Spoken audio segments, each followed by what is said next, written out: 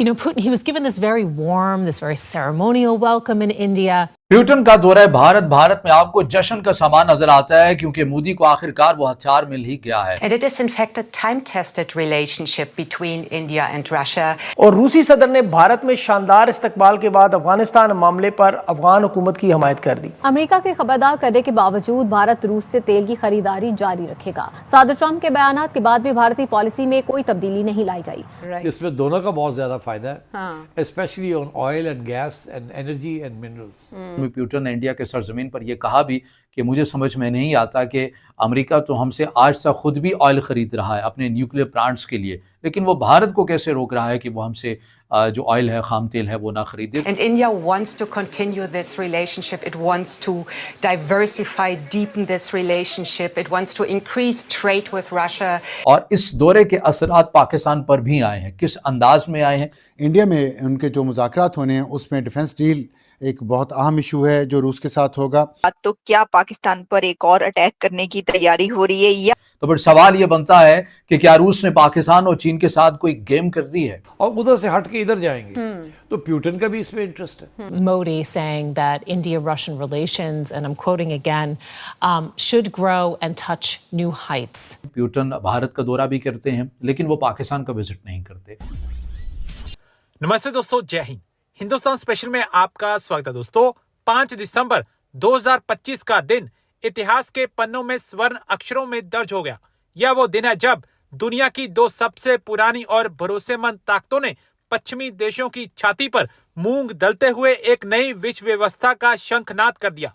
5 दिसंबर को जारी संयुक्त बयान का एक एक शब्द इस बात की गवाही देता है कि भारत और रूस अब मल्टीपोलर वर्ल्ड के सबसे बड़े आर्किटेक्ट बन चुके हैं। दोनों नेताओं ने साफ किया कि दो बड़ी शक्तियों के रूप में उनकी यह साझेदारी वैश्विक शांति और स्थिरता के लिए एक एंकर की तरह है। यह अमेरिका की उस दादागिरी को सीधी चुनौती है जो दुनिया को अपने हिसाब से चलाना चाहता है। संयुक्त बयान के 70 बिंदुओं में छिपा है कि भविष्य का वो रोड मैप जो भारत को एक मिलिट्री और इकोनॉमिक सुपर पावर बनाने के लिए तैयार किया गया है, चाहे वो डिफेंस हो, स्पेस हो, न्यूक्लियर एनर्जी हो या फिर ट्रेड। हर मोर्चे पर रूस ने भारत का हाथ थाम लिया है। रक्षा क्षेत्र हमेशा से भारत रूस संबंधों की रीढ़ रहा है। प्यूटन का दौरा भारत में आपको जश्न का सामान नजर आता है क्योंकि मोदी को आखिरकार वो हथियार मिल ही गया है। तो फिर सवाल ये बनता है कि क्या रूस ने पाकिस्तान और चीन के साथ कोई गेम कर दी है? तो इस वक्त आपके लिए अगर इंतहाई अहमियत का हामिल मौजू जो होना चाहिए वो है रशिया के सदर व्लादिमीर पुतिन का दौरा भारत। ये क्यों इतनी अहमियत का हामिल होना चाहिए? मेरे सामने 3 सवालात हैं जो आपके सामने रखने हैं। पहला सवाल यह है कि भारत तो अमेरिका का तस्वीराती पार्टनर है। अमेरिका रूस को इंतहाई नापसंद करता है, मगरबी ममालिक रूस को इंतहाई नापसंद करते हैं। तो आखिर ऐसे वक्त में पुतिन क्यों भारत का दौरा कर रहे हैं और भारत क्यों इतनी खुशी के साथ उनका इस्तकबाल भी कर रहा है? इस चीज़ के ऊपर हमने बात करनी है। और इस दौरे के असरात पाकिस्तान पर भी आए हैं, किस अंदाज में आए हैं वो चीज़ भी आपके सामने रखनी है। और सबसे बढ़कर ये कि चीन और रूस के तो बड़े मिसाली ताल्लुकात हैं। दोनों एंटी अमेरिका समझे जाते हैं और दोनों मगरबी दुनिया के निज़ाम के मुखालिफ समझे जाते हैं। तो चीन के साथ इस विजिट के दौरान क्या कुछ हुआ है, ये चीज़ें 3 सवालात हैं जो मैंने आज के इस व्लॉग में एड्रेस करने हैं और इस वीडियो को आखिर तक आपने ज़रूर देखना भी है। पहले सवाल के ऊपर आ जाते हैं, तरतीब के साथ हम बात करते हैं कि ये दौरा इतनी अहमियत का हामिल क्यों है और मगरबी दुनिया अमेरिका इसको कैसे नज़र से देख रहे हैं। पहली तो बात यह है कि आपको इस अंदाज से, इस चीज़ से अंदाज़ा हो जाता है कि जब व्लादिमीर पुतिन ने, जो कि 4 से 5 दिसंबर 2025 में उनका ये विजिट जो था, ये प्लान था, भारत की जो सरकार है उनके तरफ से व्लादिमीर पुतिन का बड़ा जोश के साथ और बड़ा पुरतपाक इस्तकबाल भी उनका किया गया। और ऐसे वक्त में किया गया जब अमेरिका की तरफ से भारत के ऊपर एक मुसलसल दबाव है, एक ऐसे मुल्क के ऊपर दबाव है जो कि उसका तस्वीराती पार्टनर भी है, जिसके साथ उसका तजारती हजम भी बहुत ज़्यादा है। उसके मुकाबले में रूस के साथ उस हद तक नहीं है, मगर उसके बावजूद भी मोदी की तरफ से जो पॉलिसी है अपनी, उसके ऊपर वो मुस्तकिल आपको कायम नज़र आते हैं और व्लादिमीर पुतिन के साथ वो अपनी क़ुर्बतों को बढ़ाते हुए नज़र आते हैं। क्योंकि अगर आप भारत की खारजा पॉलिसी की बुनियाद पढ़ते हैं तो एक लाइन जो वन लाइनर है उसके अंदर ये है, जो डिफ़ाइन है कि भारत अपने दोस्त बदलता नहीं है बल्कि क़ुर्बतें मज़ीद बढ़ाता है। और कुछ माहिरीन यही कह रहे हैं कि इसी पॉलिसी की बुनियाद की वजह से मोदी जो है वो बड़ा पुरतबाक इस्तकबाल भी किया गया व्लादिमीर पुतिन का, और उनके साथ मज़ीद क़ुर्बतें भी बढ़ा रहे हैं। लेकिन इसके कुछ और भी बुनियादी मुहर्रिकात वजूहात हैं, वो चीज़ें भी हमने आपके सामने रखनी है। आपको ये भी मालूम है कि भारत की जो अस्करी इदारों के अंदर जितनी भी जो टेक्नोलॉजी है वो ज़्यादातर रूस ही की दी हुई है।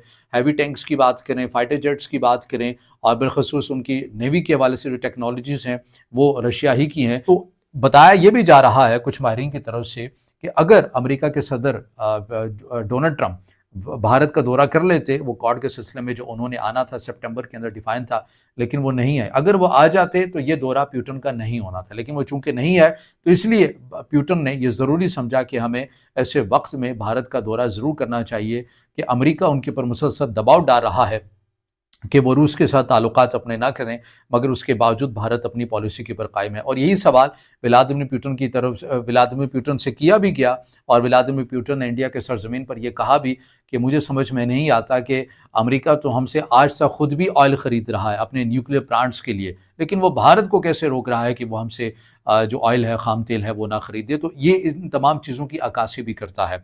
अब आ जाइए इस टेक्नोलॉजी के ऊपर, क्योंकि चीज़ें बहुत ज़्यादा हैं, कोशिश करते हैं कि मुख्तसर और कम वक्त के अंदर आपके सामने मैं रख सकूँ।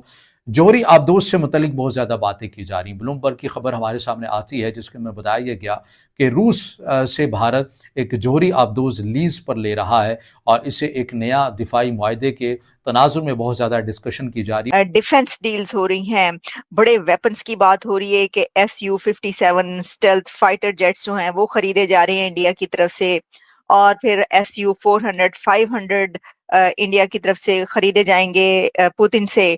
तो एक कंसर्न ये पाया जाता है पाकिस्तान के अंदर कि क्या इंडिया ये जो हथियार खरीद रहा है, इतनी बड़ी डिफेंस डील कर रहा है रशिया के साथ, तो क्या पाकिस्तान पर एक और अटैक करने की तैयारी हो रही है, या पाकिस्तान के लिए ये हथियार खरीदे जा रहे हैं? ओवर टू यू कर्नल साहब। मुंडिया जी, मैं आपको बिल्कुल आपके थ्रू आपकी आवाम को बिल्कुल निश्चिंत कर दूं, इनमें से कोई भी हथियार हमें नहीं चाहिए पाकिस्तान के ऊपर अटैक करने के लिए। कोई भी नहीं चाहिए इनमें से। S-400 भी नहीं चाहिए, S-500 भी नहीं चाहिए, Su-57 जो आप बोल रहे हैं वो भी मुझे नहीं चाहिए। I don't require it. मैं आपको क्रिटिसाइज नहीं कर रहा, मैं आपको सच्चाई बता रहा हूं।